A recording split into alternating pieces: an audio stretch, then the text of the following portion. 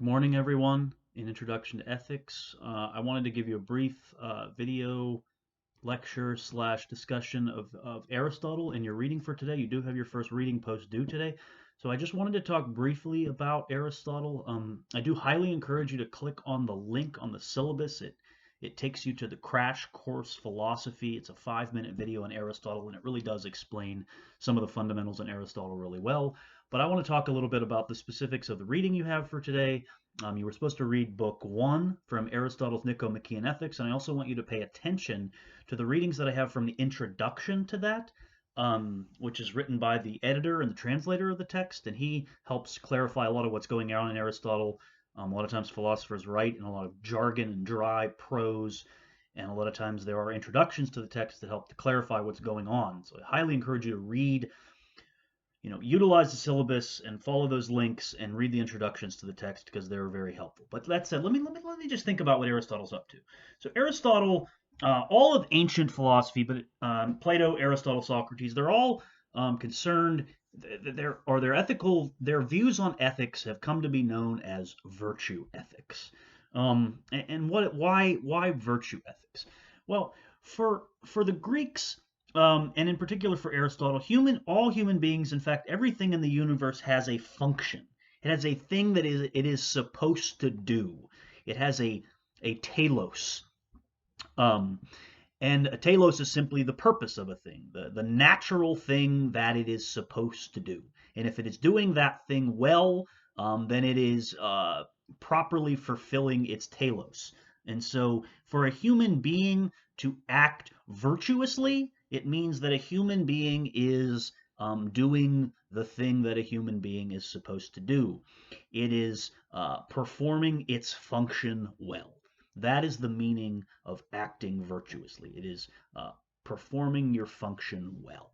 And so because the Greeks and Aristotle have this view of the universe in which everything has a function and a role and a thing that it is supposed to be doing, then it makes sense when it comes to ethics, in terms of the actions that we choose and the reasons that we choose to perform those actions. It makes sense that there is a certain way that we are supposed to make our choices. There is a particular natural way that we should make our choices, and that natural way is virtuously. So when it comes to ethics, we ought to act virtuously. In other words, the way that a human being is supposed to make choices. Now, that on its own is a bit empty. There's not a, I've tried to give you the sense of what virtue means, but you're going to get more of a sense of that in Book 2. When I say the way that a human being is supposed to make choices, what does that entail? There's got to be more. You got to give me some more specifics here, of course, is probably what you're asking, and we're going to get there. But I just wanted to introduce the terminology of virtue, the idea that there is a proper natural way for a human being to act in line with the kind of being that it is. So, for example, in the Crash Course video, he gives the example of a knife. A knife, a virtuous knife, for example, has a function. It is to cut things well. And if the knife has the proper sharpness, it will cut through things well. And so we say that the knife is fulfilling its purpose and its function if it cuts things well. If it doesn't cut things well, then the knife is not a virtuous knife. Similarly, if a human being does not perform their function well, then they are not a virtuous human being. So ethics for Aristotle is all about discovering what does virtuous activity for a human being consist in. But he starts in Book 1 by talking a lot about happiness. And happiness has an intimate connection to virtuous activity. Indeed, it's going to turn out that in Book 1, we're going to find out that happiness is itself virtuous activity. But that gets a little bit ahead. Let's take a step back. And how does Aristotle open? Well, Aristotle opens by trying to figure out what is the highest good.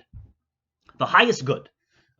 He wants to say that there is something that exists called the high, and by good he means goal. or end, which is to say goal. So they mean the same thing. And so the highest good is that thing that we desire for its own sake, not for anything else. And when we have that highest good, when we've achieved that highest good, we don't need anything else. So it's not as though we get the highest good and then we need more things to uh, to supplement it. The highest good is good for its own sake, which is to say it doesn't require anything else to make it the thing that it is, and it is self-sufficient, meaning that once we have it, we don't need it. So good without qualification and self-sufficient largely mean the same thing. So Aristotle is trying to figure out in Book One if there is such a thing as the highest good, and if there is, what is it? What should we call it? So he's making distinctions at the beginning of Book One by talking about. So if you look at the beginning of Book One, I have the text here. You have the PDF. Aristotle opens by talking about every skill and every inquiry, and similarly every action and rational choice is thought to aim at some good. And so the good has aptly been described as that at which everything aims, right? So again, at the beginning here, Aristotle is going to make a distinction between things we desire only for the benefits that they bring us, things we desire for themselves and for the benefits they bring us, and things that we desire only for themselves. And the thing that we desire only for itself will be the human good. And of course, Aristotle, by I forget specifically which chapter, but by chapter 7, Aristotle will eventually discover that it is happiness that is called the highest good, the chief good, as he calls it in in chapter 7 of Book 1, right? He discovers eventually that happiness is that highest good. And of course, he considers all throughout the first six chapters, this is where the discussion is leading. In chapter 5, he talks about pleasure. He talks about money making and how perhaps these are the highest good. But yet, as it's going to turn out, these on their own are not self-sufficient. Having money is not in itself good. We only have money for what it can do for us. So having money on its own is not the highest good, nor is pleasure the highest good, right? Or honor the highest good. Aristotle is trying to figure out what this is, and by Chapter 6 is something, I'm going to say you can largely ignore chapter 6. It's a criticism of his predecessor, Plato. But by chapter 7, he says, "But let us again return to the good we are looking for, to see what it might be, since it appears to be very different between different actions and skills. It is one thing in medicine, another in military science, and so on in all other cases. What then is the good in each case? Surely it is that for the sake of which other things are done." So I'm reading from page 10 here. And so eventually, Aristotle here in chapter 7, this is where he discovers that that happiness is what he's going to call the highest good. Now, let's pause for a moment, because we might wonder what is Aristotle really discovered here in saying that happiness is the highest good. That we all kind of know that happiness is that thing that we all want to achieve. And in particular, isn't it kind of odd to say that happiness is going to be this thing, this highest good that is going to be sort of the standard for all human beings? Well, because isn't it true that we all disagree about what happiness consists in? We don't all think that happiness consists in the same thing for each of us. We all have different ideas about what makes us happy. So to have this thing called happiness as the highest good, as Aristotle says on page 11, he says, "Perhaps saying that happiness as the chief good sounds rather platitudinous, and one might want its nature to be specified still more clearly." So what has Aristotle really discovered? Has he really told you anything here? Well, this is where I think if you, for example, if you're thinking about the supplemental readings, if you go to the introduction and you go to, this would be Roman numeral, so if you go to Roman numeral, sorry, um, it's Roman numeral 6. And this is where this distinction between having a conception of happiness and a concept of happiness. Because if we're going to use happiness as the standard, or if that's what we're trying to figure out, remember this is about normative ethics and we're trying to discover the standard, and happiness is going to be the standard, but yet everybody has a different idea about what makes them happy. That doesn't seem like a good way to go. But yet, this distinction here, this philosophical distinction here between a concept of happiness and a conception of happiness is helpful. And this is where I think going to this Roman numeral 6 will be helpful, right? So we all have different conceptions of happiness, which is to say, different ideas about what will make us happy.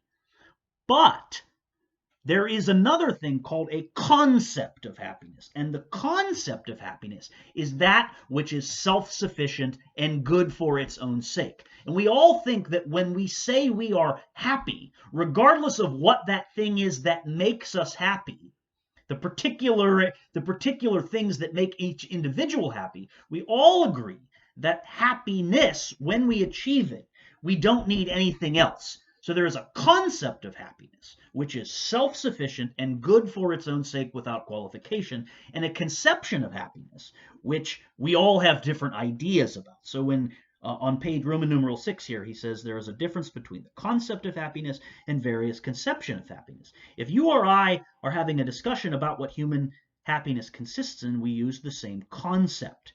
That is, we attach roughly the same sense to the word happiness. But we may well have different conceptions, that is, views about what happiness actually consists in, right? So Aristotle is trying to show that there is this thing called a concept of happiness, and yet we may have different conceptions of it. But the concept, the fact that there is a thing called happiness that is self-sufficient and good for its own sake, is a thing that exists that all human beings agree on. That is not something that depends on you or I's opinion, but that is a thing that exists. But our conceptions of what having that consists in may differ. So that's an important distinction. And Aristotle is going to argue that this concept exists. That's what he's trying to show, that there is a thing called the highest good, called happiness, and that it is self-sufficient and good without qualification. And so that's what's so that distinction between a concept and a conception is important, right? Now, I want to return to a crucial point here. Well, maybe real quick before I move on, let me just try to give you a sense of why this highest good exists. Let's think about what you achieve over the course of your life. Let's say that that you go to college, and is going to college what makes you happy? Well, it's part of it. You go to college in order to make money. You make money in order to support your family. You have a family in order to leave behind a legacy. You leave behind a legacy in order to have some part of you that lives on, forever through your children and things like that. So these are all a series of means ends. But all of this is in service to this larger thing called happiness, right? There has to be an end to the sort of means ends. There has to be something that lies at the end of it. So everything is in service of this larger thing called happiness that is self-sufficient and good for its own sake. So I think that's usually when I talk to students about this, that's helpful. So let me return then, because there's something crucial that happens in so returning to page 11, when Aristotle says, perhaps saying that happiness is the chief good sounds rather platitudinous, he says it is possible that we might understand more about what happiness is if we ask, what is the characteristic activity of a human being? So this goes back to what I was talking about at the beginning with virtue. So this is where virtue and happiness are coming together. When asking the characteristic activity, the function of a human being, right? So when he says it is possible we might achieve that if we grasp the characteristic activity of a human being. For just as the good, the doing well of a flute player, a sculptor, or any other practitioner of a skill, or generally whatever has some characteristic activity or action, is thought to law, so the same would be true of a human being. So we want to figure out what is the characteristic activity of a human being. If we can figure out what the characteristic activity of a human being is that activity which makes a human being a distinct kind of creature. When it is doing this thing, it makes it a human being and unlike anything else. If we can figure out what that is, it will tell us what distinctly human happiness consists in. And what Aristotle is going to say is that the distinctly human activity consists in reason. It's our reason and our intelligence. That when we are using our reason well, when we are reasoning well, then that will tell us something more about what human happiness consists in.